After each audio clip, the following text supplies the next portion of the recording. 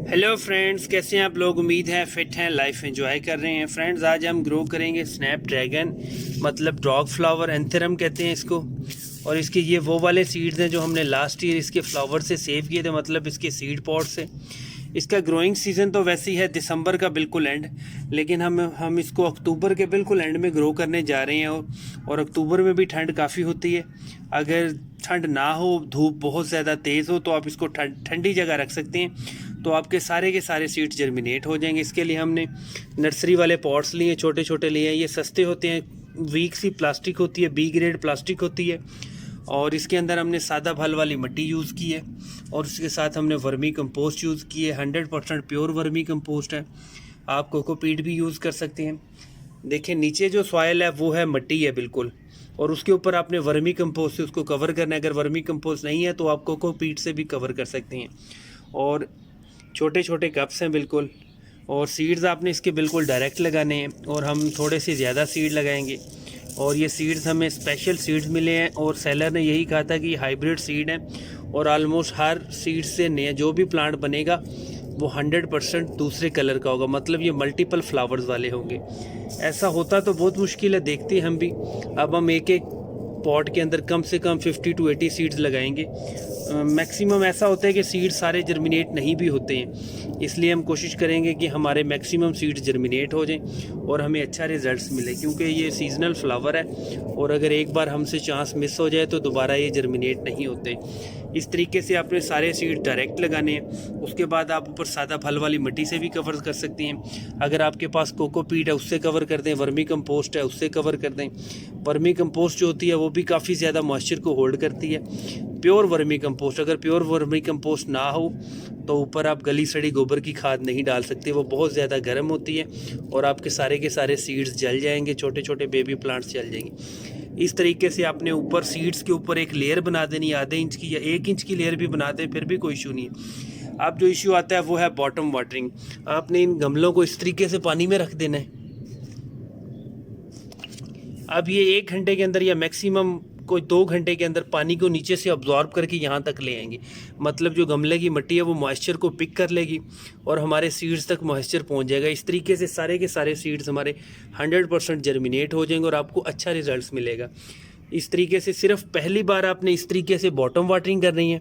Second time आपने पानी तब देना जब आपके छोटे छोटे बेबी प्लांट्स जर्मिनेट हो जाएंगे, और इनकी जो जर्मिनेशन है वो 8 से 10 या 15 दिन या मैक्सिमम 20 दिन बाद हो जाती है। और जब जर्मिनेशन हो जाएगी फिर आपने ऊपर से पानी देना, शावर करना है इनको। अब हम इनका वेट करते हैं, इनको हम ठंडी जगह पे रखेंगे ताकि हमारे थोड़े सारे सीड जर्मिनेट हो जाएं। अक्टूबर के मंथ में भी गर्मी काफ़ी है, लेकिन इनको हम कोशिश करेंगे ठंडी जगह ही रखें। और अब हम इनका वेट करते हैं। आज पूरे 52 डेज़ हो चुके हैं और हमारे स्नैपड्रैगन, मतलब डॉग फ्लावर, और इसको एंथेरम भी कहते हैं, इसके आलमोस्ट सारे के सारे सीड्स जर्मिनेट हो चुके हैं और बहुत ज़्यादा बुशी जर्मिनेशन हुई है। और ऐसा फील हो रहा है कि हमारे 100% सीड जर्मिनेट हुए हैं, क्योंकि हमने 150 to 100 सीड लगाए थे। और थोड़ा थोड़ा फील हो रहा है कि रूट्स जो हैं वो गमले की, जो हमारे इसमें बहुत ज़्यादा ड्रेनेज होल्स होते हैं, इनको आपने कभी भी कवर नहीं करना, क्योंकि ड्रेनेज होल्स का यही मकसद होता है कि जितनी भी आपसे ओवर वाटरिंग हो जाए या बहुत ज़्यादा बारिश हो जाए तो पानी सारा का सारा ड्रेन हो जाए। लेकिन अगर इसके ऊपर कोई कपड़ा सा रख दें या कोई पत्थर रख दें तो उससे ये होता है कि मिट्टी, गमले की जो मिट्टी होती है वो बाहर नहीं निकलती, सिर्फ पानी निकलता है। अब हमारे सारे हेल्दी सीड्स हैं, हेल्दी जर्मिनेशन हुई है, सीडलिंग बहुत पावरफुल लग रही है, और देखने में कोई भी प्लांट वीक नहीं है। मोटी मोटी स्टेम बनती जा रही हैं और कोई पत्ता ड्राई भी नहीं है, और ज़बरदस्त रिज़ल्ट है। और पुराने गमलों की मिट्टी यूज़ करने का ये फ़ायदा होता है कि साथ जड़ी बूटियाँ नहीं ग्रो होती, क्योंकि पुराने गमलों की जो मिट्टी होती है उसके अंदर जितनी भी खाद होती है वो फुली डिकम्पोज हो जाती है, और जो खाद के अंदर जो बीज वगैरह होते हैं वो आलमोस्ट जर्मिनेट होकर नील हो जाते हैं। अब बहुत ज़बरदस्त जर्मिनेशन हुई है। अब बहुत ज़्यादा प्लांट्स हैं, इनको अब इतने ज़्यादा प्लांट्स को हम ट्रांसप्लांट भी नहीं कर सकते, और रूफ टॉप गार्डनिंग पे मेरे पास इतनी स्पेस भी नहीं है, क्योंकि एक प्लांट के लिए एक गमला रिक्वायर है। इसको मैं बाहर लान में क्यारी में लगा दूंगा, एक लाइन के अंदर सारे प्यारे भी लगेंगे, और ये सारे के सारे हाइब्रिड सीड्स हैं, और उम्मीद है कि काफ़ी सारे कलर्स होंगे। वैसे स्नैपड्रैगन के अंदर मैक्सिमम 10 से 12 कलर्स होते हैं। अब हम रूफ टॉप गार्डनिंग के लिए सिर्फ 2 गमले ले रहे हैं, उसके अंदर हम 2 प्लांट या 3 प्लांट मैक्सिमम जोड़ के लगा देंगे, और फिर देखेंगे कि कौन सा कलर निकला है। बाकी हम सारे के सारे क्यारी में लगा देंगे। लेकिन ओवरऑल बहुत ज़बरदस्त प्रोसेस रहा है, बहुत इजी टेक्निक से आपसे जर्मिनेशन शेयर किए। अब ट्रांसप्लांट करने के लिए जो हमने सादा भल वाली मिट्टी ली है, इसके अंदर हमने वर्मी कंपोस्ट डाली है कुछ 30%। अब जब भी आपने ट्रांसप्लांट करना होता है, कोशिश किया करें पहले से इस तरह का होल सा बना लें, और सादा मिट्टी लेनी है, सॉफ्ट सी मिट्टी लेनी है, और कोई बुशी सा प्लांट इस तरह जड़ों समेत उठाएं। इस तरीके से 2 उठा लें, 1 उठा लें, उसको इस तरीके से लगा के इस तरीके से मिट्टी से प्रेस करना है अच्छे से। फर्स्ट टाइम आपने ज़्यादा पानी देना है, और इसको थोड़ा से दिन के लिए, थोड़े 1 से 2 दिन के लिए आपने थोड़ा सा शेडी एरिया में रखना है। अगर आप एकदम से धूप में रख देंगे तो इसको ट्रांसप्लांट शॉक लग जाएगा। फर्स्ट टाइम आपने ज़्यादा पानी देना, फिर बाद में गमले की मिट्टी को सिर्फ आपने मॉइस्ट रखना है, बहुत ज़्यादा पानी नहीं देना। अब दोनों गमलों में हम इसी तरह शिफ्ट करेंगे, फिर आपसे देखते हैं कि कितने दिनों बाद बड़े होते हैं। क्योंकि हमने ये सीज़न से ज़रा पहले लगाए हैं, इसलिए हमने इसको थोड़ा सा ठंडी जगह पे रखना है। ये आलमोस्ट विंटर्स के एंड का प्लांट है, मतलब इसके ऊपर जो फ्लावरिंग होती है वो मैक्सिमम फरवरी, मार्च, अप्रैल तक जाती है, और बाद में आप इसके सीड सेव भी कर सकते हैं। अब हम सारे के सारे इसके प्लांट ट्रांसप्लांट करते हैं। 2-3 प्लांट इस छोटे छोटे गमलों में लगाएंगे। अब हम दोनों गमलों को ठंडी जगह पे रखेंगे। फर्स्ट टाइम हमने ज़्यादा पानी दिया है, और ये हाइब्रिड सीड होती हैं, और बहुत इनकी जर्मिनेशन, बहुत इनकी स्प्राउटिंग, बहुत इनकी ग्रोथ फास्ट होती है। अब हम इन दोनों की अपडेट आपसे शेयर करेंगे। बाकी गमले में सारे के सारे क्यारी में लगा दूंगा, वो भी सारे के सारे अपडेट शेयर करेंगे। और इनको फर्टिलाइज़र ज़्यादा नहीं देना होता। जो गमलों में आपने एक दफ़ा फर्टिलाइज़र डाल दिया है, आपने 20% या 30% अगर कंपोस्ट, वर्मी कंपोस्ट या गली सड़ी गोबर की खाद डाल दी है, तो बार बार आपने गमलों को फर्टिलाइज़ नहीं करना।